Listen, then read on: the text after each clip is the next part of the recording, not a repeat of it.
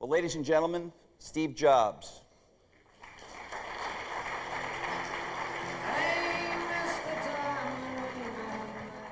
Thank you. I figured no point in an introduction, you know. Yeah. Well, when you were here last year, your music store, your iTunes music store had been out, I think, 2 or 3 weeks, and you showed it to people, and we talked a good deal about it. So let's start with that topic. Legal downloading. You've been the leader in it. Where does it stand today? How do you think it looks for the future? We've crossed 85 million songs, so 100 million is within striking range.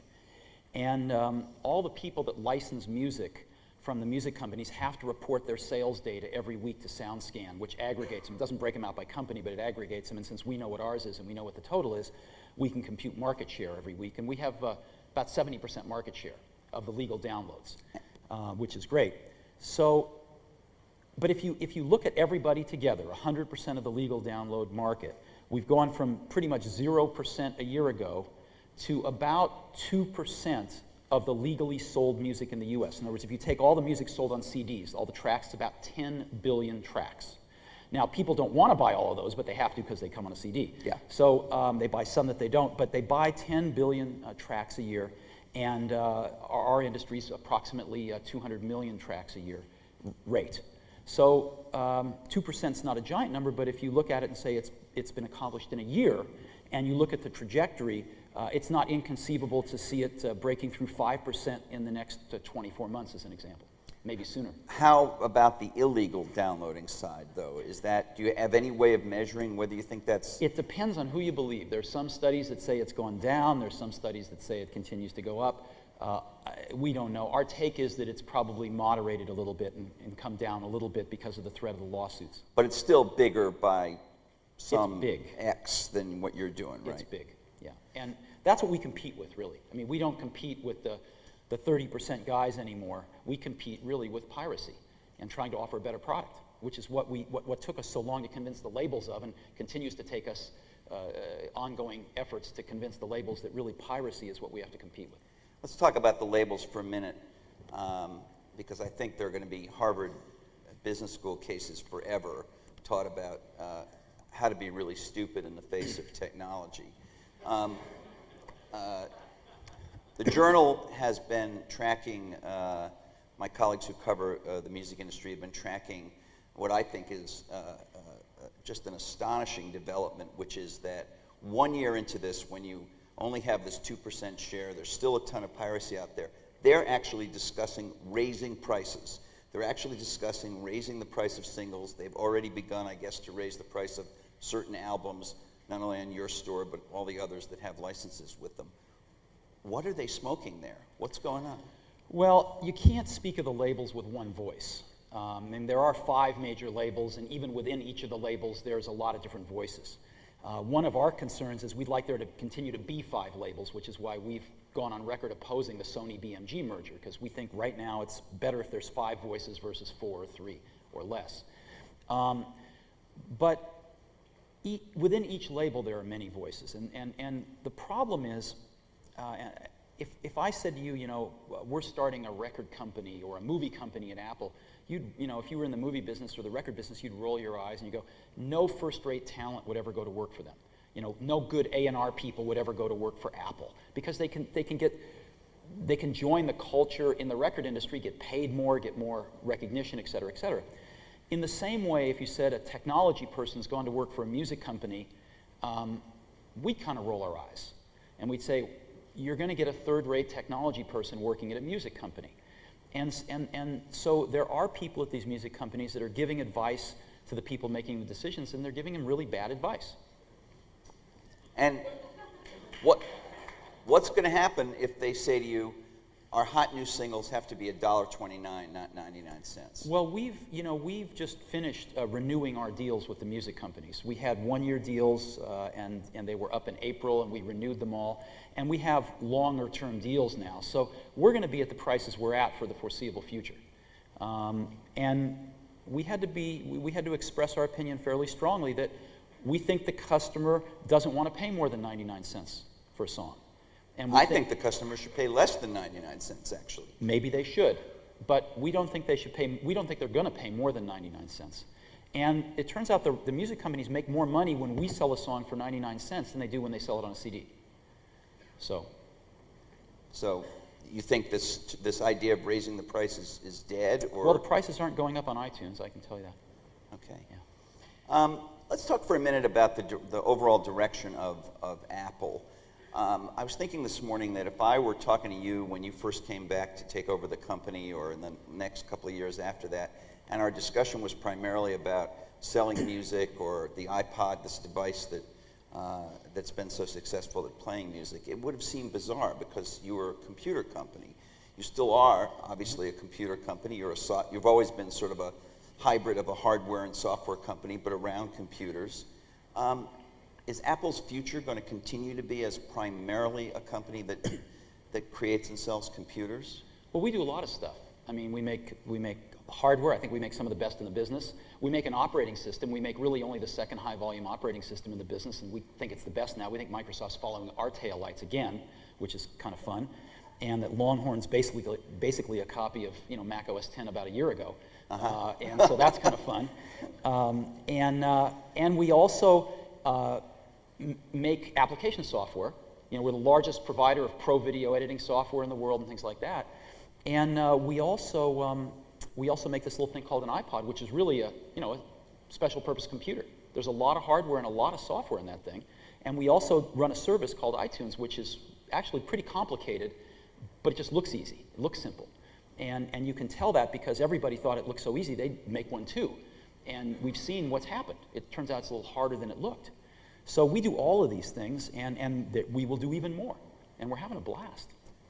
Good. I'm glad you're happy and having fun. But my question is the nature of the company, are we seeing the beginning of a change in the nature of the company? Most of the things you mentioned, other than the iPod and iTunes, are computer things. Sure. Even if it's application software, whatever it is, it's around this computer platform you have, and that's 20 years old. Clearly we're doing some new stuff. I mean, the iPod grew from nothing to $1 billion a year business by year 2. The iPod was 2 years old last November, and the holiday quarter we did over $250 million worth of business in the iPod.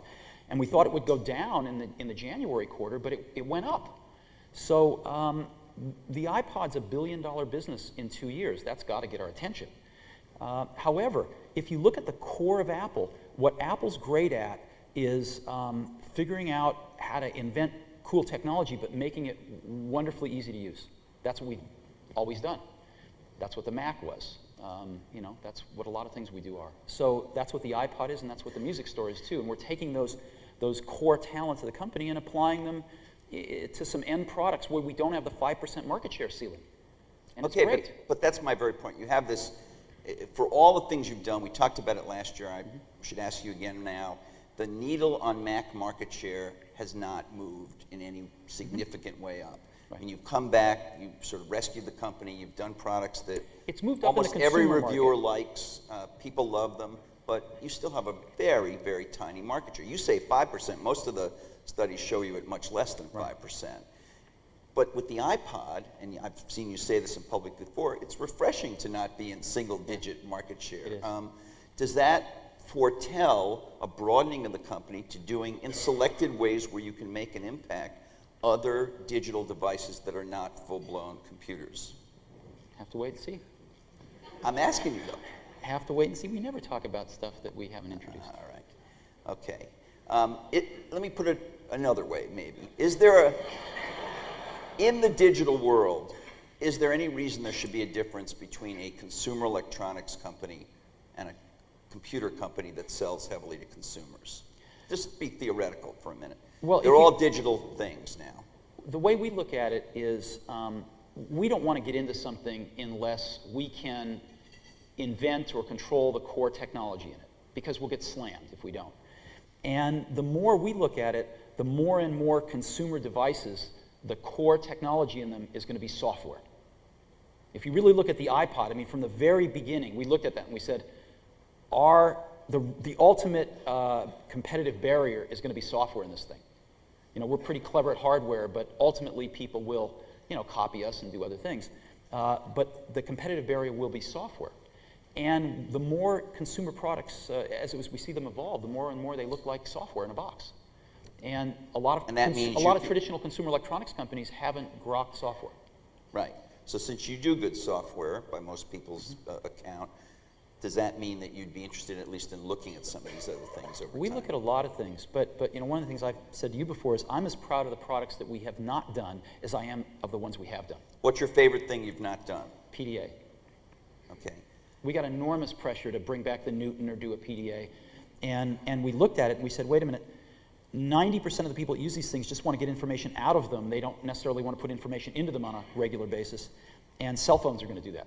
So getting into the PDA market means getting into the cell phone market, and getting into the cell phone market means, we're not so good at selling to the enterprise where you've got in the Fortune 500 orifices called CIOs. In the cell phone market, you've got 5. And so we figured, one of them's here, actually. Yeah, exactly. So we figured we're not going to be very good at that. And indeed, you go talk to the handset manufacturers now, and they're not real happy guys. Is there any prospect for a significant increase in Mac market share? And by significant, given the levels you're at, even another couple of points? We've got 25 million customers, and our market share has gone down some in education. Our unit volume in our pro markets has been low in the last few years because a lot of them have been advertising based, but that's really picking up now. But the unit volume being low has hurt us market share wise in the calculations. And our consumer market share has expanded, it's grown. We've got now over $1 billion retail store business that's bringing in a lot of new customers. Over half the customers that we're selling CPUs to in our retail stores are new to Mac. Almost all of them use Windows, and they're buying their first Mac. So I think we've got a very healthy 25 million customer base.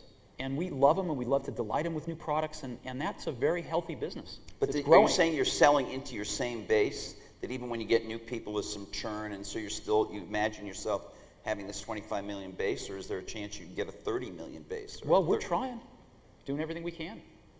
Let me talk for a minute about these retail stores. I was stunned the other day. I was reading a trade publication in the consumer electronics industry, and they had an annual ranking of consumer electronics retailers. Mm-hmm. So I was looking through it. I wasn't thinking about Apple at all, and I was amazed to see that I think you're like number 23 or something in terms of consumer electronics sales, bigger than like J&R and a number of other well-known consumer electronics retailers. Was that your intention with these stores, or was your intention primarily to promote your brand? No, our intention was very simple. Our intention was that all of our competitors sell the same product, right? They're all designed by the same company in Taiwan. That's not what Carly just said. Well, that's how we see it. And so at the point of distribution, you don't have to know very much to sell them. You don't have to be able to explain them because they're all the same.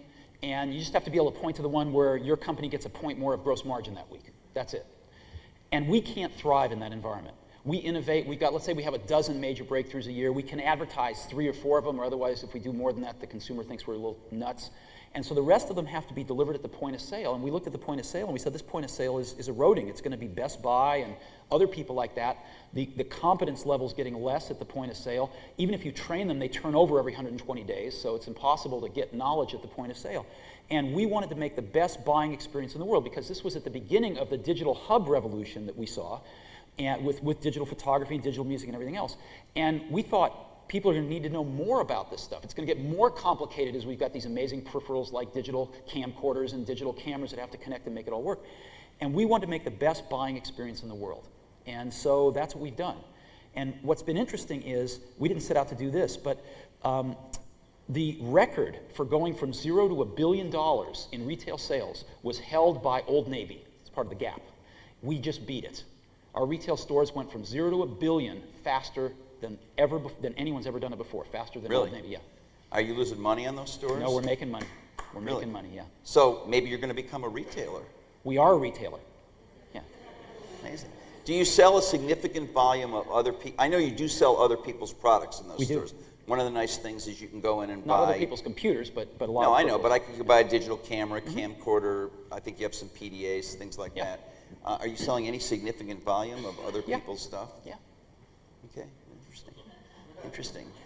Let's talk about Digital Hub. You mentioned it a minute ago. Last night, Bill Gates was, I think, clear about this, what he felt was the centrality of the PC, acknowledging that they're making software for lots of other devices, but he thinks the PC is central. If I didn't misunderstand her, I think Carly was a little less emphatic about that just now. You've had this Digital Hub strategy, but since you came out with that a few years ago, we certainly have seen the cell phone as a great example. Lots of devices that can communicate with each other and communicate out to the internet, gaining more capability, where there are things you can do on, say, a Trio today that you would have needed a Mac or a PC to do a few years ago. Do you still hold to your idea that the Mac or the PC is the center? Oh yeah. I mean, where are you going to put your 5,000 digital photographs? You're not going to put them on your cell phone for safekeeping. Where are you going to put your, 5,000 songs? You're not going to keep them on your cell phone. What we see that the phones are. Well, I have my 5,000 songs on an iPod, right? And so. But you also have and them on your the iPod computer. organizes them, and. But you also have them on your computer, so that when you buy a new iPod, you don't have to re-enter them. You can just dock it and it automatically syncs. So if you lose your iPod, you don't lose your 5,000 songs. So you have them on your computer, where you've got this nice big screen to buy them off the music store and to search through them in your jukebox. And then you just sync them to your portable device to take them with you. But if you lose that portable device, or if you upgrade that portable device, it's very easy to replicate what's on your akashic memory of your personal computer into that portable device. And that's what cell phones have been missing. Cell phones haven't docked with computers. And so every time you buy a new cell phone, you're sitting there putting in the numbers and stuff. It's crazy. And you want these things to dock with your PC so that they grab your calendars, they grab everything else. And eventually, some do it over the airwaves, some don't, depending on the cost of the devices. But if you want to start managing, I want to carry 100 photos with me on my business trip. Those 100 photos are on your PC. They're not in your camera because you might have taken them 3 months ago and you've erased the memory card, et cetera, et cetera. They're on your PC, and you want a very easy way to get them to your cell phone, to configure that cell phone for how you want it for the next week. But does that relegate the role of the PC to almost just being a backup server for all this other world of things, or? Well, it's not just a backup server. Is the PC still a thing where you're going to have exciting experiences on the PC itself? Well, if people keep innovating, you are. I mean, look, all of this, there's no other place to put digital photographs than on a PC. That's where they all are. So without a PC, we wouldn't have digital photography, and that'd be kind of a drag. Without a PC, we wouldn't have digital music, and that'd be kind of a drag. You can't edit video on a camcorder. So I think the Digital Hub has been a resurgence of relevance for the PC. Well, let me ask you about something that may change that. You certainly, one of the things you did with the iPod was to take advantage of the shrinking of hard disks, the physical size of hard disks. That was one of the things that made the iPod possible, the 1.8-inch disc on the regular iPod and the 1-inch Hitachi disc on the iPod mini. Those kinds of hard disks probably will show up in phones at some point. Sure. They'll show up in digital cameras. Won't that change the game? Because you just say you can't put 5,000 photos on a camera. Maybe you will be able to if there's a hard disk in the camera. And you might be able to, but you won't want to have the only copy of them on the camera or the or the cell phone, because if you lose it, there goes your life. So, and you're not going to want to sit there and edit these things. You're not going to want to sit there and browse music on these tiny little screens. So there's a place for everything. One of the things, despite Apple and you personally being identified so much with music and digital music and media and all that, but one of the things you haven't been very prominent in, or really at all, which actually Microsoft has done some work on, is this idea of the 10-foot interface, the Media Center PC, the further idea that they're going to roll out in the fall, right, and that a number of other companies are rolling out, of moving your music and your video around the house. Do you not believe in things like Media Center, that concept? I don't mean their product per se, but do you not believe in that concept? Well, it's not just us that doesn't believe in it, but the market doesn't seem to believe in it because it's been a big flop. That you can read the statistics on it. Hewlett-Packard, I believe, was the largest seller of Media Center PCs last year, and they sold a total of 200,000. So wouldn't that be good for you? 200? No, that's even a flop by Apple standards. That's and bad, the tablet yeah. PC, the tablet PC's been another one. For all the hype around this thing, I know you don't like the tablet. No, it's not that I don't like it. It's just that it hasn't sold very well. Right, and Bill's answer to that would be, Mañana. It's just starting. Mañana it'll get there. Well, now wait a minute. You've known him a long time. I mean, he's very patient. Things tend to happen, maybe not right away with them, but you know they persevere. They throw money at things, and things happen. But on the idea of kind of, I mean, the PC is the digital hub, you say, but what about this idea of? I mean, I think at CES there must have been 100 companies introducing things to move video and music and things around the house, not Apple. Right. A lot of people are talking a lot about these kinds of things. And several companies have introduced little gizmos to do that. And it's a great idea, but they're not selling.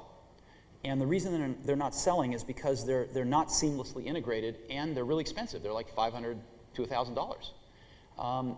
And a lot of them are trying to solve problems that people don't think they have.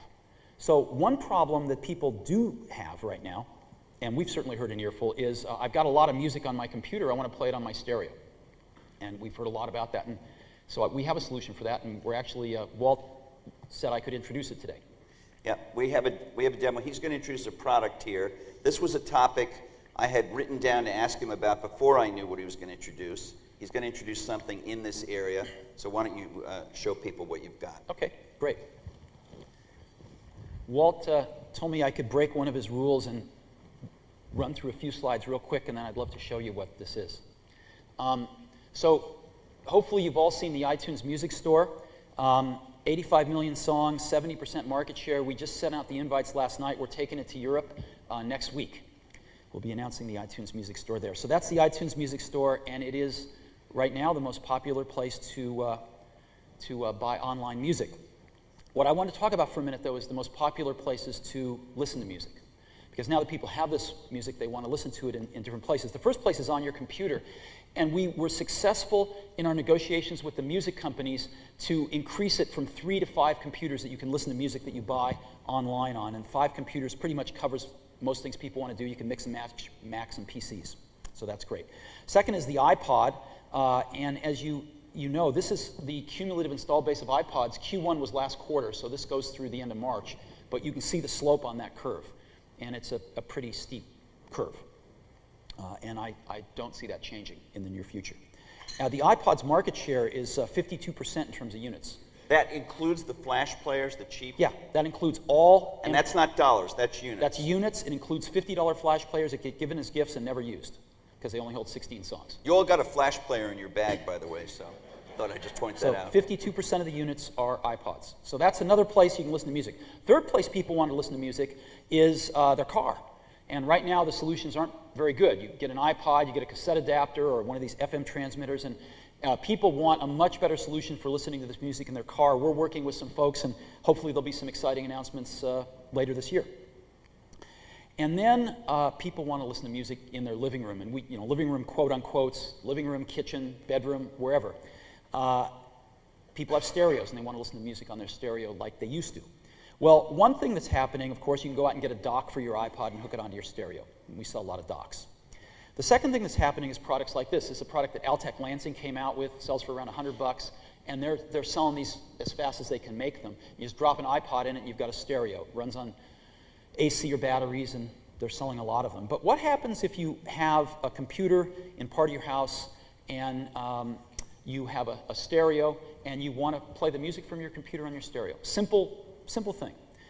The products that have come out to do that are, again, very complex. They don't quite solve the problem. They're not seamlessly integrated, and they're expensive. Well, obviously, if you're going to do this, you need wireless networking. And we were one of the pioneers in that. Matter of fact, we were the first folks to actually ship 802.11 on PCs in 1999. And then we were the first people to do 802.11g. That's the 54 megabit per second version in January 2003. And today, we're going to be the first ones to introduce a mobile 2000G base station, which will have some relevance to this. And it's called AirPort Express, and it looks like this. And you just plug it into the wall. It's a base station built into a wall transformer. And it's really cute.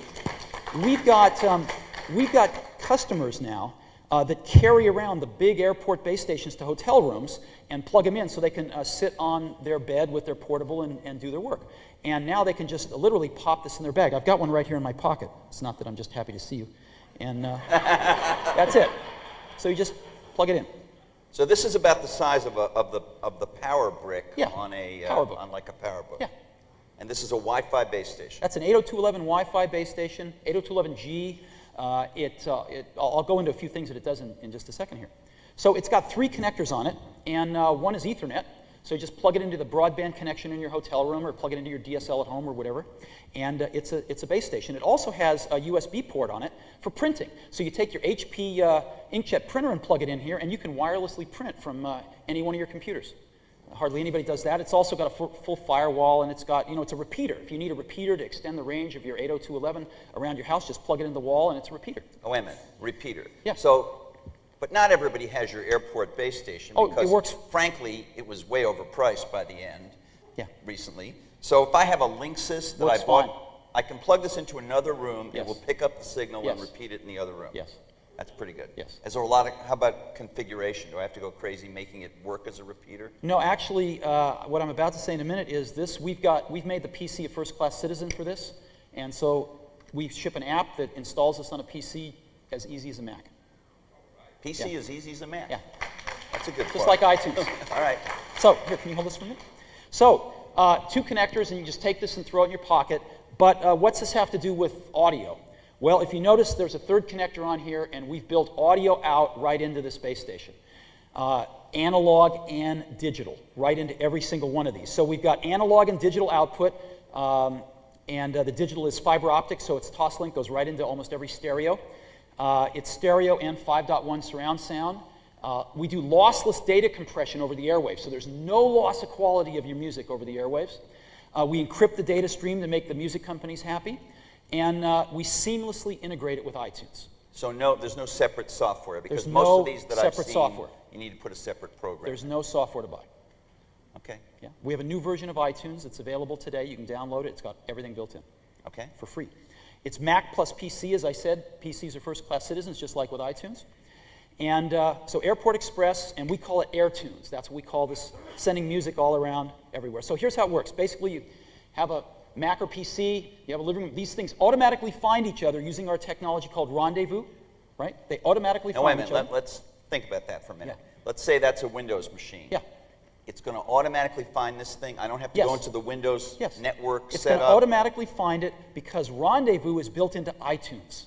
Right. So if you've downloaded Windows on your PC, Downloaded iTunes. iTunes on your Windows PC. on a right. Windows PC, or if you've got an HP PC, which ships with iTunes as the default music player, you already have Rendezvous. It will already automatically find this thing. And when it does, it will automatically transmit music to it. Again, you can have a second stereo, let's say in the kitchen, and you can select that one and automatically transmit music to it. You can have a 3rd computer, let's say a Windows PC in the office, and again, pick one of these things and automatically transmit music to it. So it's very, very simple, and it works. Now, the cool thing is it's automatically tied in with iTunes. When iTunes detects any one of these things with an audio output plugged in, it automatically creates a pop-up list down at the bottom and puts computer there, and that pop-up list will just show you whatever you've named these base stations. Name one living room, it shows up as living room. You select living room, your output from iTunes goes to it, it just works. Can I send an output to 2 different rooms? Not right now, you can only send it to one. Okay. Yeah. So, we think we've solved this problem, at least got a start at solving this problem, with AirPort Express. It's Mac and PC, we're going to ship them next month in July for $129. And so that's what we're doing. And so I'd love to show you. Okay. So I've got a Mac here, and let me go ahead and launch iTunes. And there's iTunes right there, and I've got some playlists here, and I've got mine here. I'm just going to pick a song, and I'm going to start playing it. Now it's playing on this portable. I'm going to put my mic up here. Can you hear that? And now what I'm going to do is I've got a stereo over there that has got a base station on it. It's right here. And so we're going to go over here, and it shows up right here, and we're just going to push up this pop-up list, and we're going to pick living room, because that's what it's labeled. Stops playing it here. A few seconds later, it finds it. Plays it over there. Simple.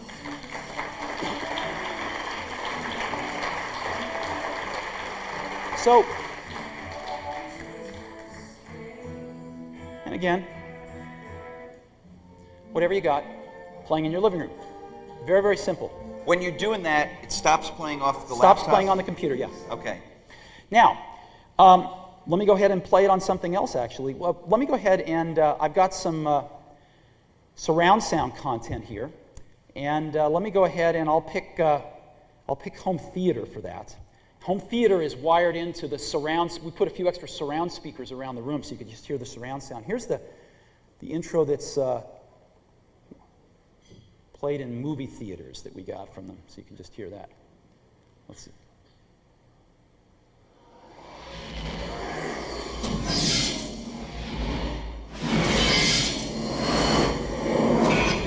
That's enough. This has got some nice surround sound content too.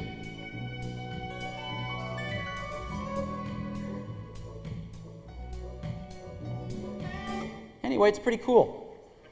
It's pretty cool. Okay. Thanks. Sure. So this doesn't solve every problem in the world. It doesn't connect to your television and send video over, anything else. It begins to solve a very simple problem for $129, or if you need a base station anyway, for $0. Because it's just an add-on function Yeah. on the base station. Why aren't you in the business of sending video at the moment? Is it because you don't think people care about it, or you just didn't have the time to develop it in here? Or Well, we think there's a lot of you technical... certainly have, you have iMovie on the Mac, you have things that are perfectly capable of dealing with video, QuickTime. You know, I think part of the hardest thing about coming up with new products is to figure out a really cool set of technologies that you can implement it with and make it easy, but also figuring out something that people want to do. You know, we've all seen products that have come out that have been interesting but just fallen on their face because not enough people want to do them. And I think we know that a lot of people want to take music from their computer to their stereo. So we're going to take that step and we're going to learn a lot. We're not hearing that a lot of people want to take, movies that they've bought or, somehow gotten off the internet and put them on their television.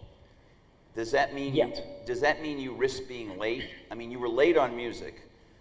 You've done okay since then, but you were late on music. But we want to make them cheaper still. I mean, we're not happy with iPods costing $300 and $400, and we want to keep driving the prices down on them. So we're working very hard on that. How low can the price of an iPod with the quality you want and all of that go? I don't know, but we're working hard on it. I do have to say, I should say publicly since he's on the stage, when he brought out the iPod Mini at $249, I wrote a column that basically said, this is a really nice device, but it's $50 too expensive, and I'm not sure people will snap them up, and that was really wrong. Basically, you can't find one in the stores. We're making them as fast as we can. Is that because there's a shortage of the components, or? Well, there's not a shortage of anything. There's exactly what we planned. Just the demand is much bigger, and we can only ramp up the factory so fast on the hard drives. So you're feeling quite good about the music thing right now in terms of your market share for the players in the stores, but aren't you headed for real trouble? You can't possibly believe that Microsoft will have no impact on this when they bring their store out. Maybe you want to say that, they'll have no impact. I assume they'll have some impact. Most people assume they'll have some impact. I think they'll have a lot of impact. If you're Roxio or Music Match, you're going to get destroyed. They're going to eat their young. So, Actually, basically... Dennis Mudd, the CEO of Music Match, is out here, so... that's one thing they're going to do, and it will be painful to watch. The other thing... Yeah. The other thing, though, that you said is you're selling lots of iPods, you're feeling good. Actually, to be honest, the reason we're feeling great is because the iPod and the iTunes Music Store have caused so many people to rediscover music again. And one of the reasons we did this is we love music. We love music, and it's cool. This is altruism? No, it's that we love music, and it's great. You said earlier in this conversation, you pointed out the truth that you haven't had great success in selling to corporations. Mm-hmm. You do have some products in that area. You do have some servers and so forth. We're doing pretty well with them too. For us. Well, that's what I was going to ask you. I mean, why bother? I mean, is there really a significant opportunity for you, or shouldn't you just admit that you're basically a company that sells to consumers and prosumers, and that's it? Well, our prosumers are what got us into the servers and the storage. I mean, we make a really kick-ass server with G5s in it, and we make this thing called Xserve, which is RAID storage, which is like, half to a third of the price per gigabyte that Dell sells server storage for. But they sell a lot of servers and you don't, right? So what's the secret? Well, it's all relative. I mean, we started from zero, and we've actually surprised ourselves with how many we've sold. So who knows where it goes. But it is worth continuing to try and invest in, you think? Sure. In a significant way? We're very lucky in that we've got a successful, profitable business. We innovated our way through the downturn, and we have a lot of engineering groups doing some really fun stuff. And we've got, almost $5 billion of cash in the bank and no debt. So we have the resources to do a few of these things and keep at them and see if we can do a good job. Let me ask about you personally. You're very unusual in that you're the CEO of two hot companies, really, Apple and Pixar. You had a huge success with Finding Nemo. I don't remember if is it still was it the box office champ last year? $339 million. It was the most successful animated film in history. Shrek 2 may pass it, but so far hasn't. And you won. Did you win an Oscar for that? Yeah, won an Academy Award for it. So how do you divide your time between these two companies? No, so, tell me, how much of your time do you spend at each one? Did you go there, Thursday and Friday, and you go to Apple Monday, Tuesday, and Wednesday? I mean, how do you do it? A little something like that, but there's email and things like that. So I'm in touch pretty much all the time. It all depends. When we have a movie coming out of Pixar, I'm there more, but I don't direct the movies. So would you like to direct someday? No. Okay. No, the talent we have at Pixar is off the charts. It's mind-blowing. And it's a privilege to hang around with these guys. And it's just, how when you go see David in the Academy in Florence, and you think, how could a human have done that? That's what I think every time I'm at Pixar. How could humans do this? Because these films are all handmade. I mean, they use the most powerful pencils in the world, but basically they're handmade. And the technology there and the artistry there is just mind-blowing. Last year you talked, because you have this dual experience, you talked, I think many people were fascinated about the differences in personality and the nature of creative people and technology people. It's a year later. Do you see any more kind of comedy there, any more coming together of those cultures? Yeah, a little bit, but it's slow going because they don't understand each other at all. I mean, I was at a meeting, Carly was at the meeting too. We were down with the Hollywood studio heads, invited several people down, Steve Ballmer, Carly, myself, and others, to talk about this whole piracy issue with Hollywood, because they are trying to get ahead of the curve and figure out what to do. But there's a pretty big gulf there. And it's, it's great that those things take place, but it's there's a big gulf. And the attitude problem is on both sides? No, I don't think there's an attitude problem. There's just an experience problem. That people from technology don't understand the creative process that these companies go through to make their products, and they don't appreciate how hard it is. And the creative companies don't appreciate how creative technology is. They think it's just something you buy. And so there's a gulf of understanding between the two of them. Do the people that you deal with in the movie and music industries, are they individually actually users of the internet, users of computers to the same degree that people in other businesses are and other positions are? Large dynamic range. But how about the people that really run these companies? Large dynamic range. Large dynamic yeah. range. Now, some of the smartest guys, like one of the smartest guys I've met in the music business is Doug Morris, who runs Universal, right? I don't think he's ever touched a computer. Right? You send him email, his secretary prints it out and hands it to him. But he's one of the smartest guys about online music there is. So I don't know that there's even a correlation there. Okay. We have time for a few questions for Steve. Can we have the lights up so I can see? Stuart. If you'd allow me, I'd like to ask two questions. The first one's real quick. What's the range on Airport Express? 50? Yeah, 50 feet. I'm trying to figure 50 out feet or meters? Trying to figure out how many I need for my 50. house. 50 meters. So you were describing... By two. You were describing iPod. Do they How many- only how come many in do you have white, in by your the house? way? Are they only white? They're only white, You can't yeah. get pink or No. any of those colors? Okay. You were describing devices, particularly iPod and digital cameras, as the computer's a place to store all your stuff. And I think, how many people? I've seen so many of them. How many people have a Trio here in this audience? I don't know. There's a fair number of them here. That's exactly how I use this device, and whatever you think about Palm and their history and where they've ended up with this device, I certainly would love to get one of these from Apple. So I guess I'd just say, is there any way you can get over your feelings about the carriers? Maybe you should visit with Ivan a little later and, Well, and see we if you can visited get with the along. handset manufacturers, and we've talked to the Trio guys, and they tell us horror stories. Well, I'm just telling you that I would love it if Apple would. But produce you have one of these, but you have a Trio. a Trio. So why do we have to make one? They make a good one. Well, buy Palm then and make them well run.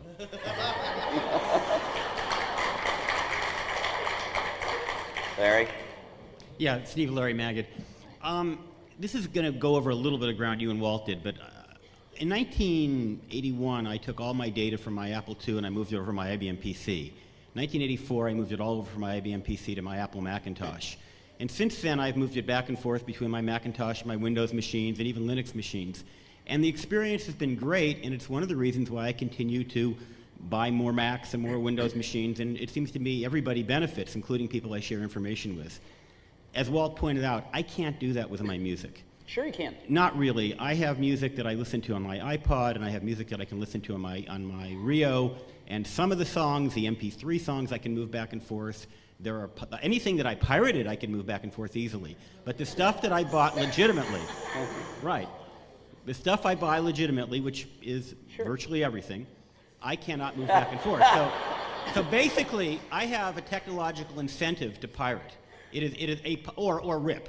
A ripped product or a pirated product is a better product because I can move it back and forth between my Windows compatible music players and my iPod, and that's not serving me as a consumer.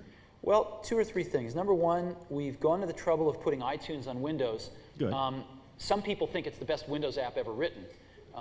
And so you can have iTunes on Windows. Secondly, all you have to do is chuck that Rio and get an iPod Mini. But that's not the way the world works. I mean, what people want is the ability to not be hostage to a single company with their data. Yeah, I understand what you're saying, but it is the way the world's working right now. Right now. With the market shares of 52% on the iPod, including all the flash players that never get used. If you look at the Rio hard disk players, their market share is in single digits. Mm-hmm. So that is... Kind of like Apples in computers, right? Yes, like Apples in computers. Yeah. Well. Feels good. Up on the risers. Ramey Stata. I make desktop software, and let me ask you a question I get all the time, kind of study from the master, and it's along the lines of what Walt was saying about the future of PCs. And let's look out 5 years.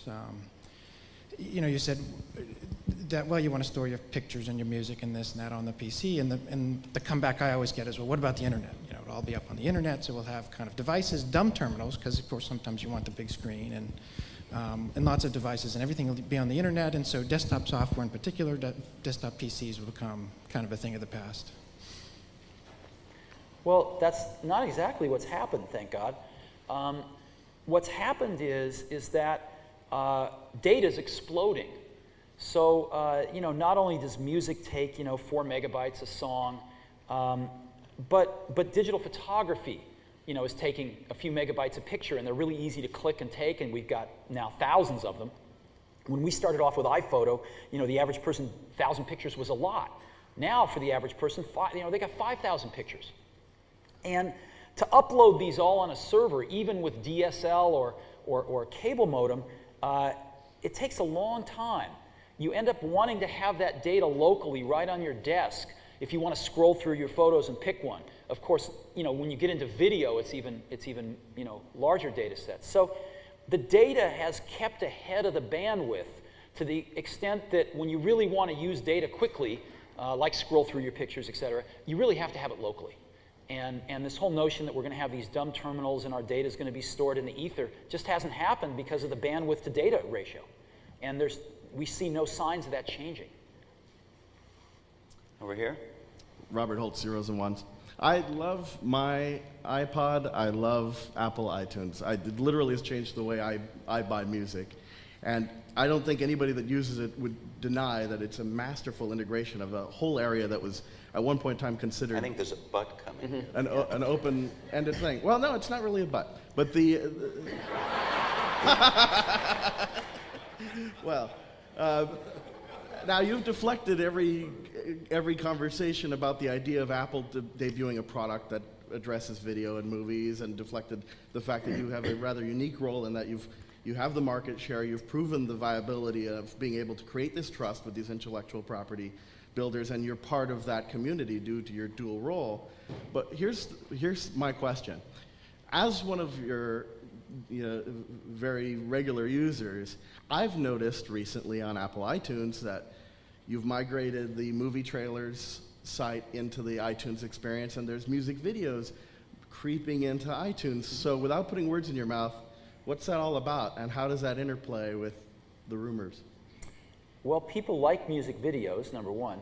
And number two, whenever, we just put out a press release that Apple has the most popular movie trailer download site in the world on the internet, or streaming site actually, in the world. So we encode all the movie trailers from all the studios, put them up on the internet, and pay money for you to download them, or to stream them. And more people go to our site than any other site.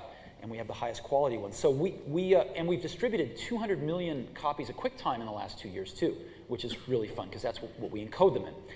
And we've since built that into iTunes because iTunes has QuickTime in it as well, and you can just do this one download of iTunes and watch your music videos, watch your movie trailers as well as your music. And we thought it was just really convenient. There's no giant plan under the covers there.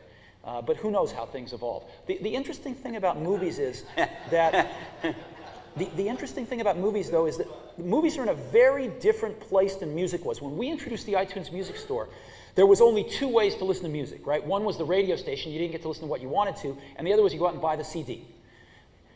Let's look at how many ways are there to watch movies, right? I can go to the theater and pay my $10. I can buy my DVD for $20. I can get Netflix to rent my DVD to me for $1 or $2 and deliver it to my doorstep. I can go to Blockbuster and rent my DVD. I can watch my DVD on pay-per-view. I can wait a little longer and watch it on cable. I can wait a little longer and watch it on free TV. I can maybe watch it on the airplane. There's a lot of ways to watch movies, some for as cheap as $1 or $2. And I don't want to watch my favorite movie 1,000 times in my life. I want to watch it 5 times in my life, but I do want to listen to my favorite song 1,000 times in my life. So they're really different animals, and the movie industry is far more mature in its distribution strategies than the music industry was. So they're really in very different places. The other thing is that people are much more attuned to visual quality than audio quality. This is the most amazing thing that happened in the music industry to me, was that we had the cassette, and well, the LP, the cassette, and then the CD, which raised the quality, supposedly, right? Not even. And the next format after the CD should have been a higher quality format, right? Just like we've got television going to high def, but it wasn't. SACD and DVD audio have totally failed. What was the successor to the CD format? MP3, a lower quality format, but one that provided a convenience of being able to transmit music over the internet that no other format had. So that convenience won out, and people settled for a lower quality format. The first time I've ever seen that in my life happen. But that's not going to be the case with video. With video, people have ratcheted up to the DVD format, and no one is going to go back to VHS quality just because they can download it faster over the internet. It ain't going to happen. So to download a DVD quality movie takes hours over most people's broadband connections. And we're going to high def in 2007, let's say. That's going to add another 10x of bandwidth. And I don't see bandwidth improving to the home by 10x to even stay equal to where we are now. So it's going to get even slower as we go to high def. So to download a high def movie is going to take you half a day if the bandwidth increases. It's going to take you half a day. Is that instant gratification like a song that's going to take you just a minute to download? No. And therefore, the threats to Hollywood, of which we're a small member at Pixar, are very different than the threats to the music industry. And actually, the biggest threat to Hollywood isn't the internet. The biggest threat to Hollywood is DVD burners, right? Because what's happened in music, there's a double threat. One was the internet for the distribution of stolen property, but the other was that every PC turned into a little replication factory with the CD burner. And that's what's starting to happen with standard def DVDs. Now the DVD burners, I mean, once the CD burners hit 40%, it really happened. And the DVD burners are going to hit 40% in the next year, so we'll see what happens with standard def DVD. And Hollywood's big challenge is, what do they do about high def to make sure it doesn't happen?